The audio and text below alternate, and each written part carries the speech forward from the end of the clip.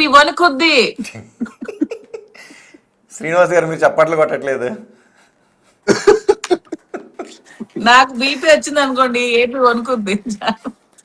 వచ్చిందా బీపీ? వస్తుంది. ఎవరు రప్పిస్తున్నారు? ఇగో ఇలాగే ఫేక్ న్యూస్లు ఫేక్ వన్నీ పెట్టుకుంటూ. ఓకే, ఒక పాట పాడండి. ఇంతకుముందు మీరు పాడటానికి రెడీ అయ్యారు. పవన్ కళ్యాణ్ సినిమాలో ఒక పాట పాడటానికి మీరు రెడీ అయ్యారు. ఒక్కటే శ్రీనివాస్ గారు మీకు మాధురి మీద ప్రేమ ఉంటే ఆవిడ మీద ఒక పాట పాడించండి. ఆమె భరతనాట్యం చాలా బాగా చేస్తారు. భరతనాట్యం చేయమని అడుగుతాను కానీ సింగర్ ఏం పెద్ద సింగర్ కాదు. పెద్ద మాధురి పెద్ద సింగర్ ఏం కాదు. కాదు, మంచి భరతనాట్యం చాలా బాగా. అవును, చూసి ఇప్పుడు చేయలేరు కదా. లేదు, దానికి ఆ ప్రిపరేషన్ ఉండాలి కదా, అవన్నీ అయిన తర్వాత చేస్తారు. డ్రెస్ కోడ్ అన్ని ఉంటాయి కదా. అవునవును, అప్పుడు చూసాం. డాన్స్ మాత్రం చాలా బాగా చేస్తారు. మాధురి గారు వెయిట్ చేస్తున్నారండి, ఒక్క పాట పాడండి. పవన్ కళ్యాణ్, ఓకే, మీకు మామూలుగా చిన్నప్పటి నుంచి పవన్ కళ్యాణ్ ఇష్టం కదా. పవన్ కళ్యాణ్ సినిమాలో ఏదైనా డైలాగ్ చెప్తారు ఒకటి. పవన్ కళ్యాణ్ డైలాగా ఏ గుర్తులే ఉండి. ఖుషి,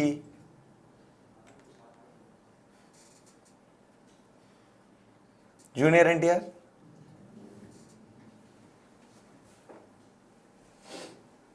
ఏం గుర్తులేవా? సరే, ఈలోపు గుర్తు చేసుకోండి. ఒక్క పాట మీరు పాడాల్సిందే. కానీ మాధురి గారు మామూలుగానేమో ఇలా నవ్వుతూ కనబడుతుంటుంటారు, ఇట్లా చాలా కూల్గా ఉన్నట్టు కనబడతారు. బిగ్ బాస్లో ఏంటండి విశ్వరూపం చూపిస్తారు. మీరు అలా ఉంటారా, ఇలా ఉంటారా? నేను ఎప్పుడు నా అలాగే ఉంటాను. అంటే మీరు అలాగా ఇలాగా మీరంటే ఏంటి? బిగ్ బాస్ లో ఉన్నట్టు నా చుట్టూ అంతా బాగానే జరుగుతుంటే నేను కూల్ గానే ఉంటాను. నాకు ఇరిటేటింగ్ వచ్చేవి, నాకు నచ్చనివి ఏమైనా ఉంటే నేను ఇరిటేట్ అవుతుంటాను. మీ లైఫ్ లో మిమ్మల్ని అత్యంత ఇరిటేషన్ గురి చేసిన ఘటన మనిషి ఎవరు? వాణి. మిమ్మల్ని అత్యంత ఆనందపరిచిన మనిషి ఎవరు? శ్రీనివాస్ గారు. ఓకే, ఆయన కోసం ఒక పాట పాడండి ఇప్పుడు. మళ్ళీ పాట దగ్గరికి వస్తారు, వెయిట్ చేస్తారు, అడుగుతున్నారు కూడా. తెలిసిన పాట అది కూడా చేసేసాం. ఏవిలో కూడా కరిగిపోయాను. తనకు తెలిసిన ఆల్రెడీ బిగ్ బాస్ ఏవిలో కూడా అది లిప్ మూమెంట్ కూడా. పాట మామూలుగా ఎంతమందికి తెలుసో లేదో కానీ మీరు పాడిన తర్వాత మాత్రం దాన్ని మళ్ళీ రీ రిలీజ్ చేస్తున్నారు. అంత హైప్ తీసుకొచ్చారు. లాస్ట్ కి బిగ్ బాస్ లో ఏవి కూడా ఆ పాటే పెట్టారు.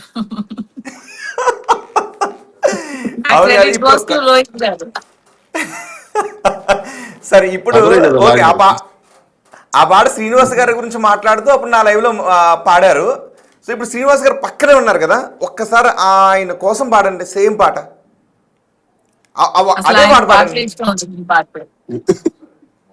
మాధవ్ గారు అవే 2 లైన్లు, శ్రీనివాస్ గారి కోసం అవే 2 లైన్లు పాడండి. బర్త్డే మీకు ఎప్పుడైనా శ్రీనివాస్ గారు పాడించండి. పాడి పాడి పాడి మేము ఇంటికి సార్ ఏ హోటల్కి వెళ్ళినా పాట వేసేస్తున్నారు సార్. మేము హోటల్కి వెళ్ళాం అనుకోండి, ఫోన్ చేస్తే అదేదో మ్యూజిక్ నడుస్తుంటే వెంటనే ఆ సాంగ్ వేస్తాడు. ఏమనిపిస్తుంది అప్పుడు? నవ్వుకుంటాం.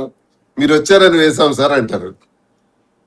వేసామని ఫిక్స్ అయిపోయారు మాధురి గారు. మీరు ఏంటండి కొంచెం కరుణ ఉన్న మనిషి అని అనుకుంటే ఇంత కఠిన మనిషిలాగా మారిపోయారు. నేను ఈ మధ్యన కొంచెం కరుడు కట్టిన తీవ్రవాదిలా మారుతున్నానండి. ఎందుకండి? ఊరికే పరిస్థితుల ప్రభావంతో. ఏంటి? ఓకే, మర్చిపోయాను, పరిస్థితుల ప్రభావం అంటే గుర్తొచ్చింది. మొన్న ఏదో ఒక రీల్ చేశారు, బాంబులు కడతాం వేసేస్తామని. శ్రీనివాస్ గారు ఏమన్నా బాంబులు కట్టడం బాగా ప్రాక్టీస్ ఉందేంటి, లేకపోతే మాధురి గారు కట్టిస్తారా బాంబులు? అది సినిమా డైలాగ్. అది ఇది మళ్ళీ చెప్పండి ఒకసారి. శ్రీనివాస్ అంటే ఆటం బాంబు లెక్క, మళ్ళీ బాంబులు గాని చుట్టాడో ఒక్కొక్కడికి పగిలిపోద్ది. కాదు, ఆహా, ఒక ఎందుకు యాడ్ ఆ తయారు బాంబు చేసింది. యాడా? యాడ్ మా బిజినెస్ యాడ్ అది. అంటే అప్పట్లో టెక్కల్లో బాంబుల్ సీన్ అనేవాళ్ళంట. ఉమ్, నా మీద కేసు పెట్టారు కదా సార్, ఏమని ముద్దాయి అవును. నేను అందుకే గుర్తొచ్చింది, మళ్ళీ ఏమైనా అందులో. బాంబులు కట్టిస్తున్నారా ఏంటి శ్రీనివాస్ గారి చేత అని. అది కేసు పోయింది కోర్టులో, రుజువు కాలేదు.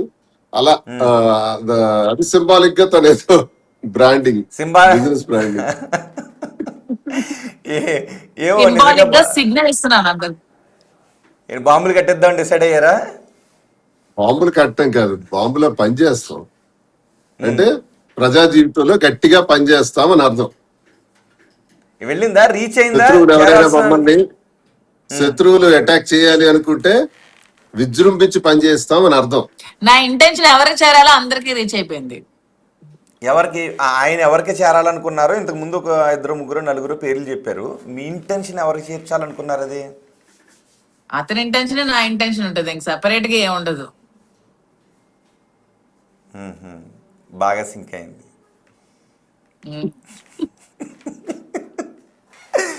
ఈ సందర్ ఆల్మోస్ట్ ఆ వీడియో 7 మిలియన్ వ్యూస్ అనుకుంటాను, అందరికి రీచ్ అయి ఉంటది కదా. అవును. ఆహా, అంటే ఆయన కోసం అని అన్నారు కదా, బాగా సింక్లో ఉన్నారు అని అంటున్నాను. ఇంతకుముందు చీమ కథ దగ్గర yeah. నుంచి. ఓకే, ఏంటి మరి ఈ సెకండ్ షోకి వెళ్తున్నారు కదా, మొత్తం ప్లాన్స్ ఏంటి అసలు? మీ బర్త్డే సందర్భంగా మీరేం రిటర్న్ గిఫ్ట్ ఇవ్వబోతున్నారు? నేనా?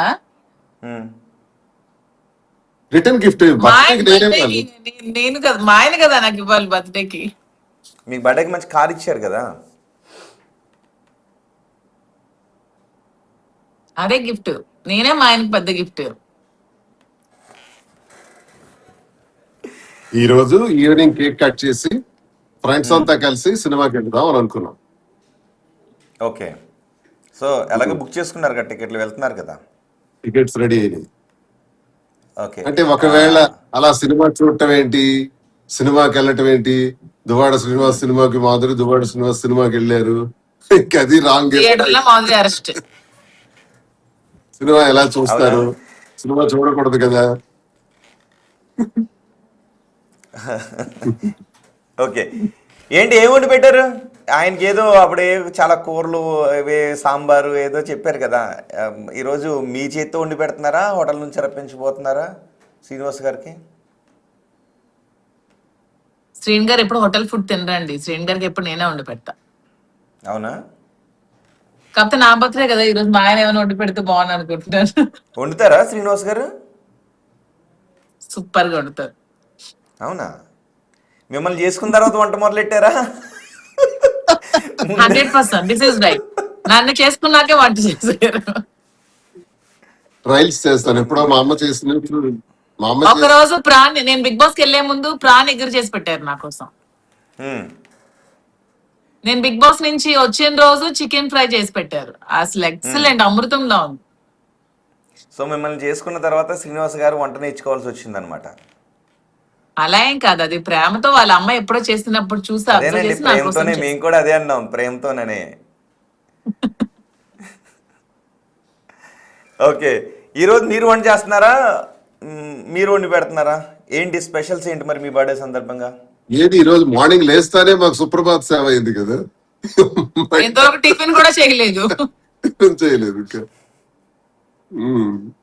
ఇదిగో ఇప్పుడు ఇంకా అంతా క్లారిటీ ఇచ్చాం కదా, మీ ద్వారా క్లారిటీ ఇచ్చాం. ఇంకా ఫర్దర్ జరగాల్సింది జరుగుతుంది ఇంకా అంతే.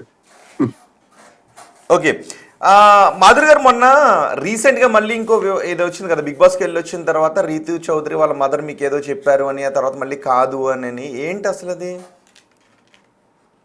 ఏంటి ఇప్పుడు నేను ఇంటర్వ్యూలో నాకు అడిగినప్పుడు హౌస్ లో కూడా చెప్పాను, ఏంటి రీతు చౌదరి వాళ్ళ ఫ్యామిలీ నుంచి నాకు ఒకరు రీతుకి పవన్ తో దూరంగా ఉండమని చెప్పారని చెప్పాను. అది తమన్నా సింహాద్రి ఆమె ఫ్రెండ్ నాకు ఫోన్ చేసి చెప్పిన విషయమే నేను చెప్పాను. హౌస్ లో చూసి జరిగింది, జనాలు అందరూ చూశారు, నాతో పాటు జనాలు అందరూ కూడా చూశారు. చూసి వాళ్ళ అమ్మకి మీడియా వాళ్ళు అడిగినప్పుడు కూడా వాళ్ళ అమ్మ చెప్తాదని ఎలా అనుకుంటాము, చెప్తే మాత్రం వాళ్ళ అమ్మ బయట సమాధానం చెప్తారని ఎవరు ఎక్స్పెక్ట్ చేయరు కదా.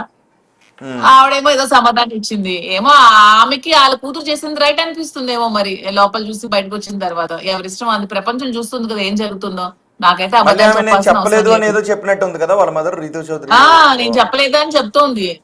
అదే అంటున్నాను నేను. ఇప్పుడు తమన్నా సింహాద్రి నాకు ఫోన్ చేసి ఇలా చెప్పండి, హౌస్ లోపలికి వెళ్ళి రీతుకి మాట్లాడిద్దని చెప్పండి అని బ్రతిమాలు